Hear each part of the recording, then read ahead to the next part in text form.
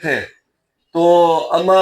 عائشہ رضی اللہ تعالیٰ عنہ کے انہوں نے گود میں سر رکھا ہوا تھا اور ان سے بڑی مشکل سے بات ہو رہی تھی، تو وہ کہتے تھے کہ میری امت کو پیغام دے دو، کہ میری امت کو یہ پیغام دے دو کہ نماز نہ چھوڑنا، نماز قائم رکھنا۔ مطلب حضرت محمد صلی اللہ علیہ وسلم ہمارے پیغمبر نے آخری اپنے ٹائم میں بھی امت کو یہ پیغام دیا کہ نماز مت چھوڑنا۔ تو نماز جو ہے وہ بہت ضروری ہے، اس سے آگے 5 وقت کی جو نماز ہے، تو مجھے بڑا خوشی ہوتی ہے کہ کے پی میں نماز کے معاملے میں بالکل کوئی کمپرومائز نہیں ہے۔ خیر، یہ جو تقریر ہے اس کا سنانے کا مقصد یہ تھا کہ آپ نے جوش دیکھا اس کے بعد کتنا پی ٹی آئی میں جوش آیا۔ عمران خان کو تو ہم سارا دن سن سکتے ہیں، سارا سال سن سکتے ہیں، لیکن شرمندہ ہیں ہم عمران خان ہم تیرے سے شرمندہ ہیں کہ تو ہر روز جیل میں ہے اور ہم یہاں پہ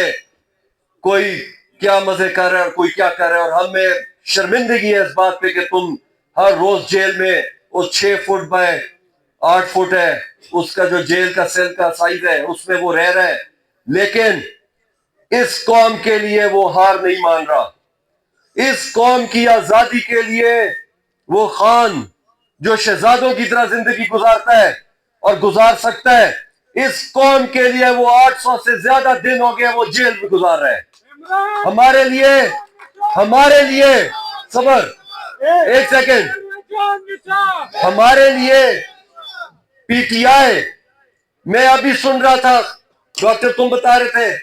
دنیا کی 6ٹھی بڑی پارٹی ہے یہ پی ٹی آئی، دنیا کی 6ٹھی نمبر پہ بڑی۔ عمران خان دنیا کے 10 سب سے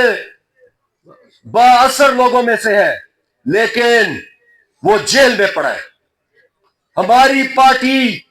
جو سب سے طاقتور سب سے مضبوط پارٹی ہے پی ٹی آئی پاکستان کی، ہم مولانا جیسے لوگوں کے دروازے کھٹکا رہے ہیں کہ ہماری آ کے مدد کرو۔